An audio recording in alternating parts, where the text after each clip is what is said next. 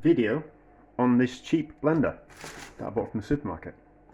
So I need a cheap blender that I can keep at one of the places that I work at. I don't need it very often, and I just kind of need one to be there in case I need it. So I kind of thought, well, the chance that it will go missing because things have a habit of walking away. So I thought, well, I'll just buy a cheap one, and then it's there. And if it kind of goes missing, I'm not that bothered. So it was only £7. But let's just kind of compare it to my better blender, which I should have really got out before I started, shouldn't I? But it's yes, I should have got out before I started. And this is why my videos are always a bit too long. So let's compare it to my Braun stick blender, that one, which is very good and is so good it's been about the same design for about 20 years, so you know it's a good one. And then also, friends give me some apples, so I'm going to peel them and make applesauce. So we'll kind of do a quick applesauce as well, and then all the cores and all the skin that I peel off these apples to make the applesauce, we're going to puree those down with the two blenders and see if we can get any pectin out of them. But I think blending them apple cores and skins down into a puree with these stick blenders will be a good test to see if they're actually any good. So I will peel some apples and we'll be back when we're ready to pulp down the apple cores and skins and make this applesauce. So it's going to be like a 3-for-1 video. So it might be a little bit longer, but it's 3 videos in one. Oh yeah, so I'm pureeing down the apple cores and skins to see if there's any pectin in these apples. So all apples have got pectin in, but some have got more than others. So my sister's apple tree has got particularly high pectin content in the fruit. But I've extracted it in the past by juicing the apples, and then what happens is you squeeze the juice out of the apples, and you're left with, once you let the juice settle, you're left with a thin layer of looks like corn flour at the bottom of the apple juice, and it's pectin. You dry it out and it turns into pectin. It turns into that. So I want to see if these apples from my friend have got any pectin in them, just as a out of interest, because I need a little bit of pectin because it's the time of year when my grapes are going to be ready. So I'll be making grape jelly soon, so I need a little bit more pectin than just that amount there. But anyway, so peel some stuff and we'll be back when we're ready to test these two, well, test that blender against that blender. The cable is a bit short, it's not wanting to stretch from the plug, so I've had to use an extension lead, so that's a point down on it, isn't it? So let's have a look. It says it's 2-speed. So, oh, okay, so it's got a normal, vibrating quite a bit, and then it's got a turbo. Whereas another one, it's just got 1 speed, and there's no kind of, there's a little bit of vibration, but it's not shaking. So let's give it a go and see what happens. I've got some water just to kind of help the process along, but let's see how it does without the water.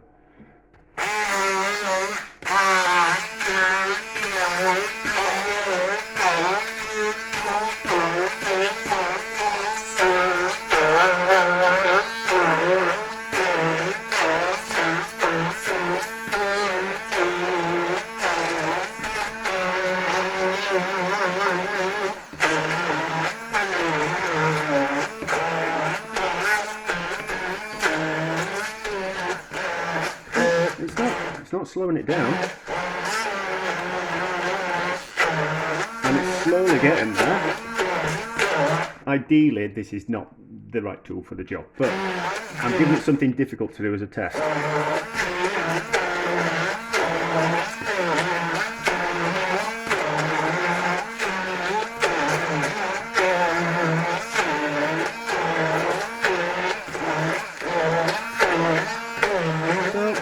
It's kind of getting there.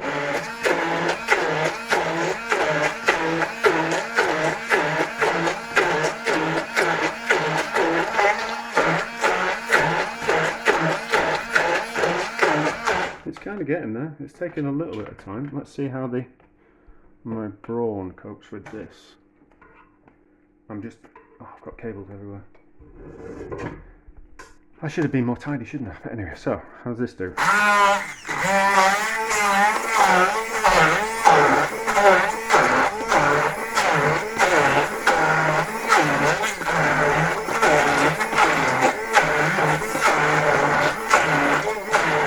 Doing it quicker.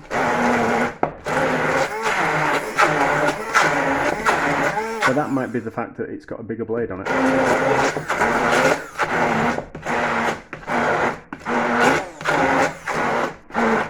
It's taken a lot less time, hasn't it? Right, just need to they're going to fall over, aren't they? It wants to fall over. Stay. Okay, something to unclog that. So we just got a little bit of unclogging to do around the blade, and then we can set off again. But no doubt the cheap one needs unclogging as well. Yeah, the cheap one needs unclogging as well. So you just cables everywhere.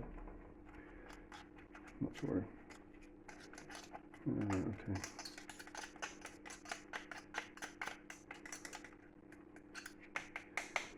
So far, it's not bad for the price.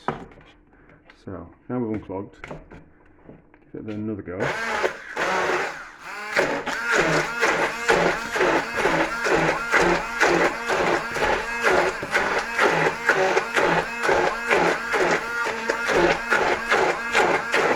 Right, now it's got going. Let's put in that much water. We'll do the same with the other one as well.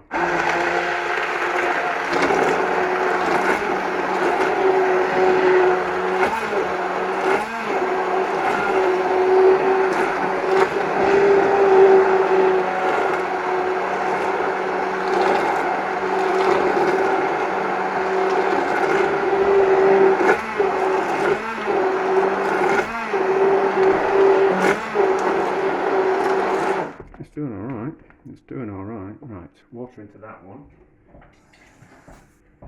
I did put in the same amount of peelings, or peelings and cores in both. Move that out of the way, so I'll knock it over.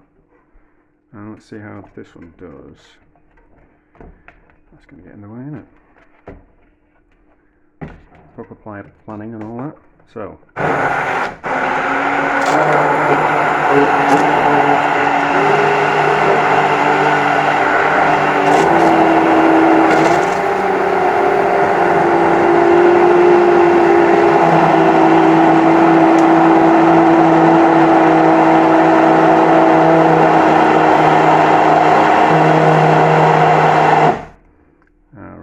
So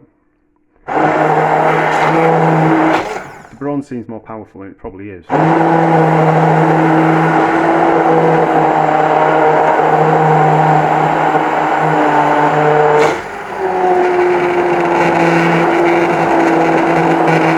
you kind of look at what that does to that compared to this.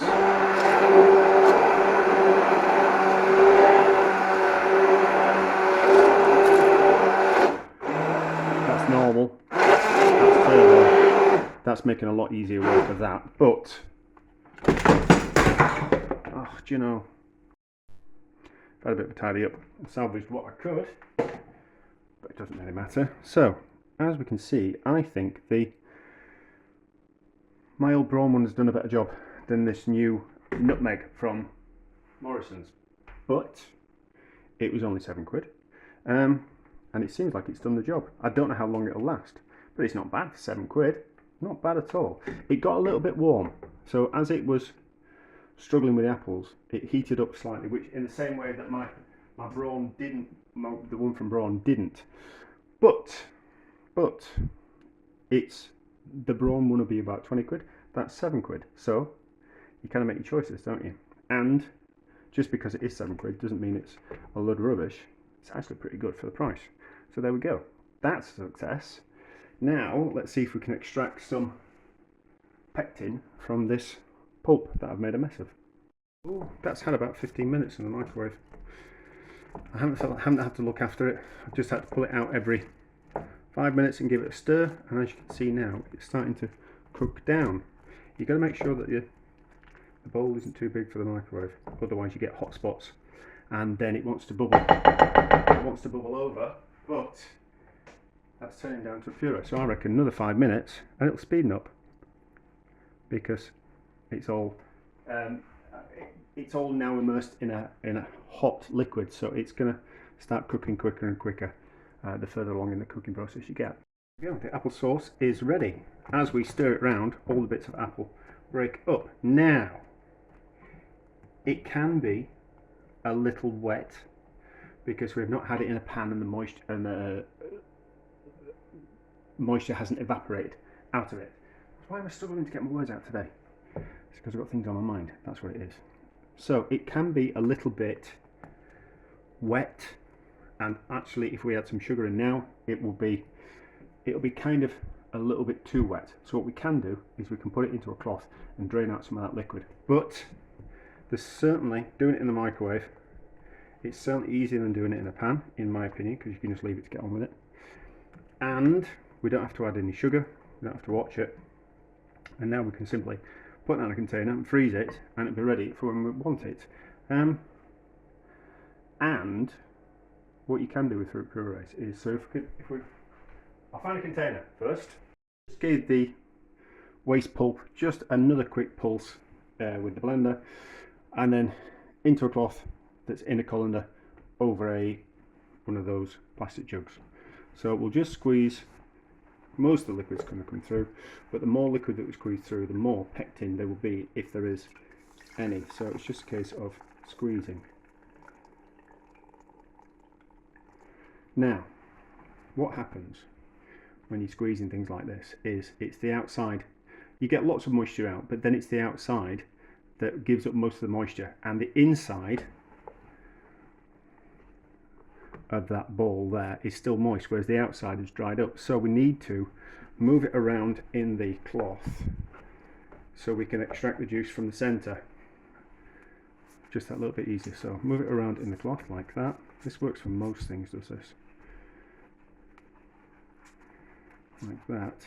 So give it a move around and a bit of a break up, and then you'll find that you'll be able to squeeze even more out. So if we were just to squeeze it like that and not move it around inside, you get to a point where you can't think you could squeeze any more juice out, but there's still loads of juice in there. You just need to move it around and then give it another squeeze like that, and that will mean that we get the most of the juice out. Now obviously I'm using my hands are clean, but if we had a machine that did it, it would be a lot easier, but we don't have a machine, and we don't extract the juice from enough things to warrant buying a machine to do it, or a press. Maybe I'll treat myself one day. So as you can see, it's not all that pulp, there's just that small amount of debris left over, which is pretty dry. We're not going to get any more liquid out of that. Then we are left with this horrible looking brown liquid, which we're going to leave in the fridge overnight, and we'll see if any pectin settles to the bottom, and then we'll strain it off in the morning. It has settled overnight. Let's have a look at this murky brown liquid and see if we've got any pectin at the bottom. Let's just taste it first. You can. So it's down to the oxidation of the apples that it's gone brown. You can stop this from happening as much by adding vitamin C tablets when you puree it down, and that will keep some of the brown at bay. So let's just give it a taste. It's just water and apple waste, but it should taste appley. Taste of apples. Surprisingly, you could ferment that and turn it into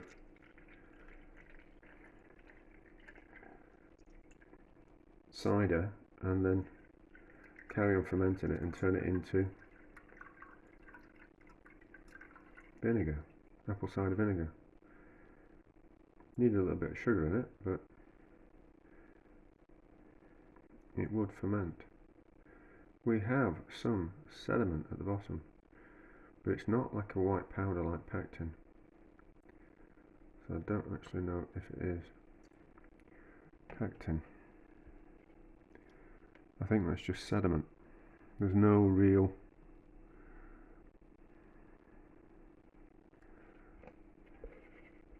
should be able to feel it. Let's just heat it and see what happens. Right, so just by gently heating it, we'll be able to see if it thickens up and turns into, well, if it is pectin, it will thicken up like a jam, because that's what happens with pectin. I don't think it will. I think it's just the sediment that's got through the cloth. It's not like a clear white powder, which it was in the past. Maybe there's just not quite enough of it. No, I don't think that's pectin. I find that kind of quite strange. Well, do I find it strange that some apples have a higher pectin content than others? Like my sister's tree was quite high in pectin, whereas I've done this before and you don't always get pectin out of the apples. And I can't be bothered going over to my sister's house and picking apples just to collect pectin.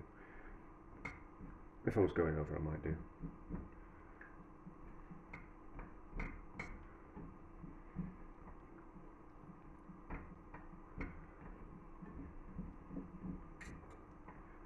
Now, is it thickening up because it's pectin or because it's just thickening up sediment?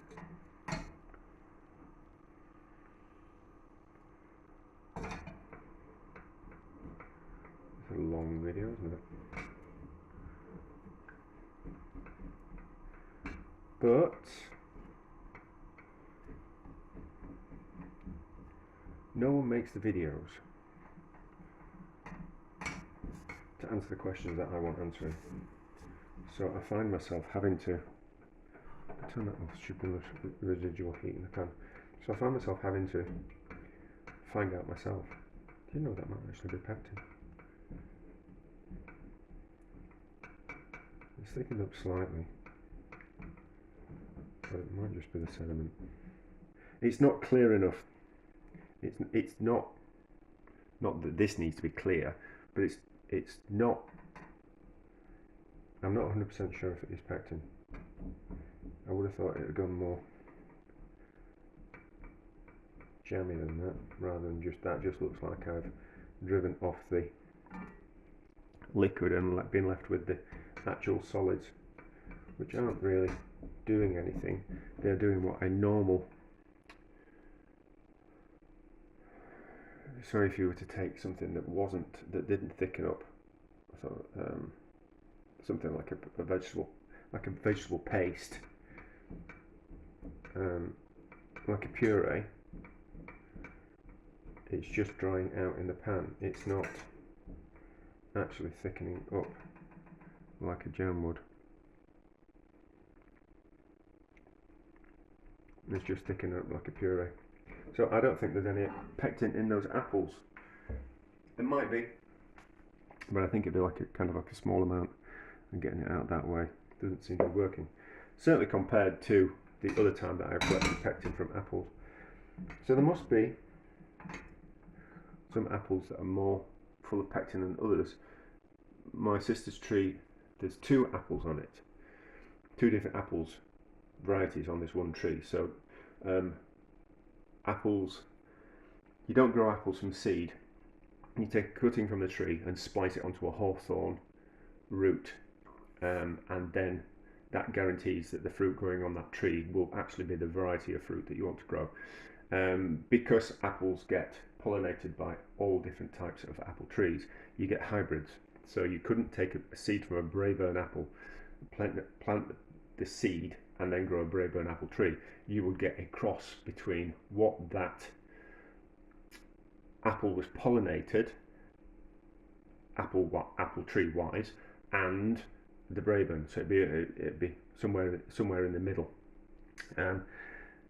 Whereas my sister's tree is, on one side of the tree it's one variety, and then they spliced another variety into the rooting system.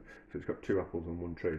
So, and it's an edible apples rather than cooking apples. These are cooking apples. So I don't know if there's less pectin in cooking apples than there is in edible apples. They're quite flowery, the apples on my sister's tree. But anyway, so doesn't look like there's any pectin in that. I'm not going to save that and dry it out. No, there's no pectin in that. That's just gone to a reduced fruit puree.